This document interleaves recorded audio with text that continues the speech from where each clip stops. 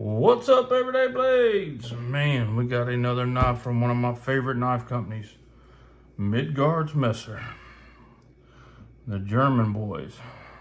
This is the Sleipnir, Sleipnir.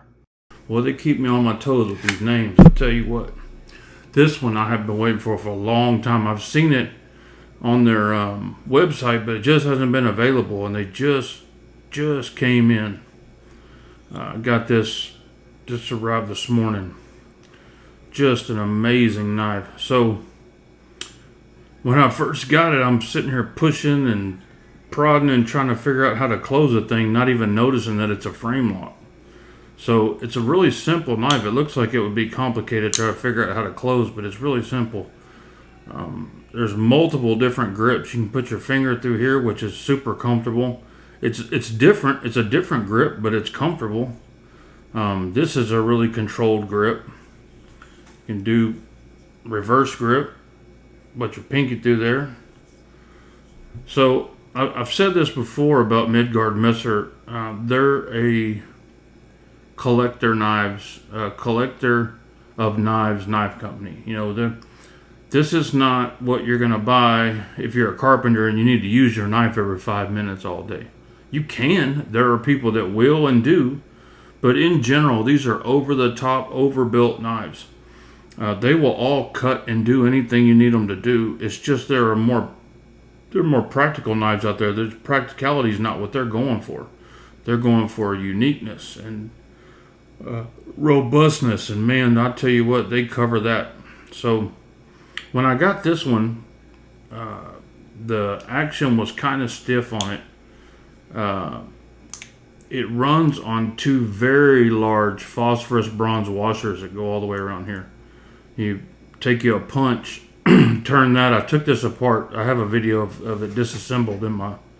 You can look it up. It's the video before this one. It's just a little short video that shows it disassembled. I oiled the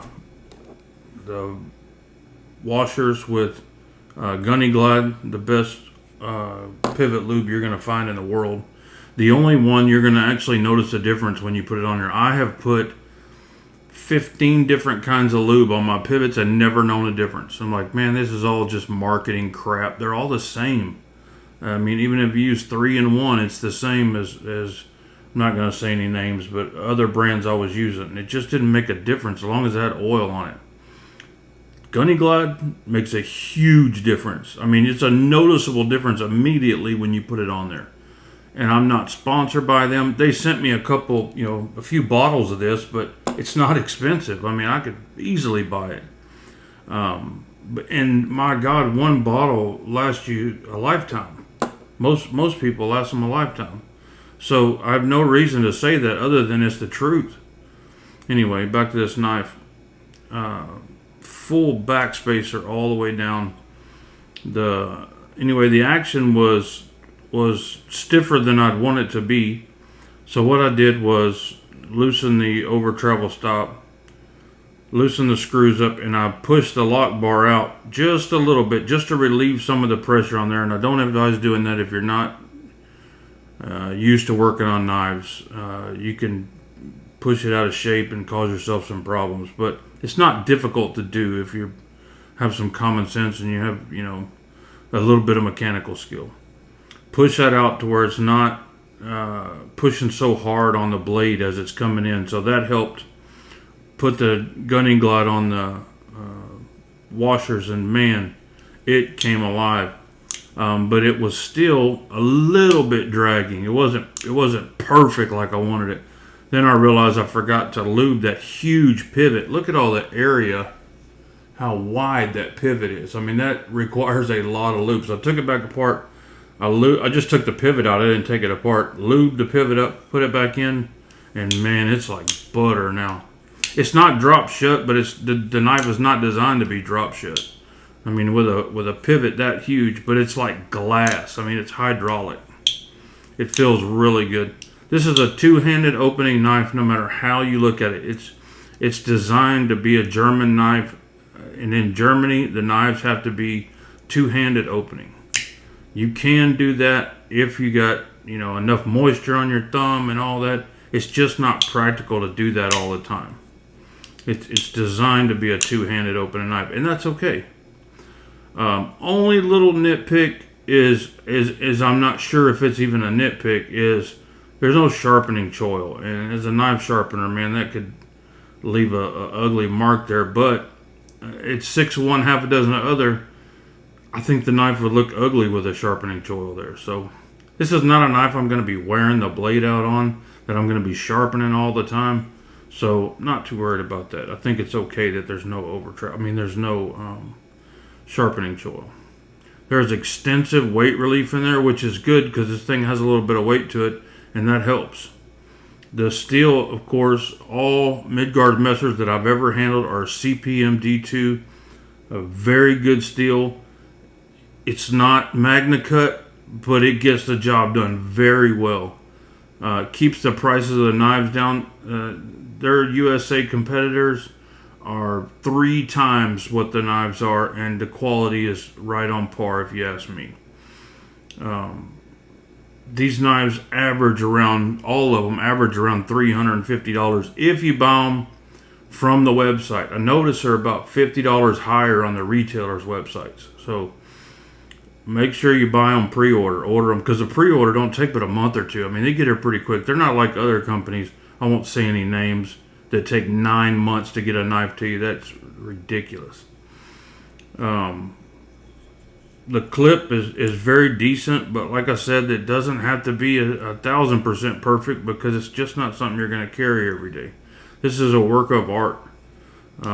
It's a bonus that it works well, right? But it's just a cool knife. The action feels really, really good. It's just so smooth. The pattern is cool. It's just overall, I mean, the whole in general does nothing, but it's just cool. It just looks good. The closest Midgards-Messer that I have that I would compare it to as far as like size and feel is the little Beowulf. And maybe even the big Beowulf, somewhere in between the two. It's just got a good feeling to it. There's no real hot spots. Everything they do is kind of rounded off. Most of their knives have a really good in-hand feeling. Got a nice fuller cut in there. I love the finish they put on their blades, kind of like a polished stone wash. It's classy looking to me. A lot of people say, oh, we're tired of the stone wash. Man, as long as it keeps looking like that, I'm okay with it. I love that. Just don't be throwing no PVD coatings or anything on my knives, and we'll be good to go. And I don't even know if they do any coatings on their knives. I haven't seen any. All the ones that I have, none of them were coated. So the scales are, of course, anodized titanium. They do a really good job at their anodizing. Like this carbine rifle, that anodizing almost looks like paint on there, man. It just has a really nice sheen to it. They do a great job with their anodizing. Let's check some measurements. See if we got a measuring stick here handy. So our blade is coming in just under 3 inches, 2 7/8. Our handle scales without the lanyard loop is 4.5. I think I could have done without the lanyard loop, but it doesn't affect either way. It doesn't get in the way. You can get a 4-finger grip on this knife. It's a personal choice. I would just choose not to have it. But that's definitely the biggest pivot and biggest phosphorus bronze washers I've ever seen in a knife. Let's check the size up against a traditional Benchmade grip, and then against a couple of other Midgards. This is the Little Viking,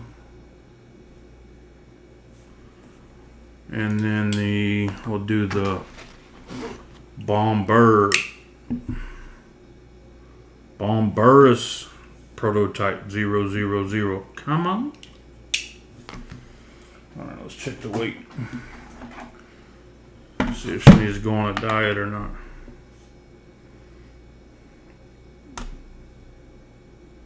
7.9. She chunky. Thank God she has that weight relief. But like I said, you're not going to compare this to a Spyderco PM2. That's something you throw in your pocket and use every day. This is something you take out, show your buddies, and take it to work and show that guy there who's a knife guy. And if you're going, family event or whatever, you carry it with you. This is just a cool knife to show people. This is what you wish you had on you when someone asks you, what knife you got on you today? You wouldn't mind pulling this thing out. Another thing is value. These knives hold their value better than any other knives I've ever owned. When I buy a Midgards-Messer, I don't have to worry about am I going to like it or not. Because I know that they're only going to make 200 or 300 of them. They're going to sell out usually before they even drop. They usually sell out in the pre-order. Very seldom do they have extras. And then I can turn around and sell it for at least what I paid for it. Sometimes more. So I buy one every time one comes out. I buy it because I know that I can sell it after the drop's finished. I know I can at least get my money back on it because everybody likes them. And some people procrastinate, and that's the only way they can get them is on the secondary. Some people miss the pre-orders, and that's the only way they can get them is on a secondary. So, guys, thanks for watching. God bless you and your family. Say a prayer for our country. Good night.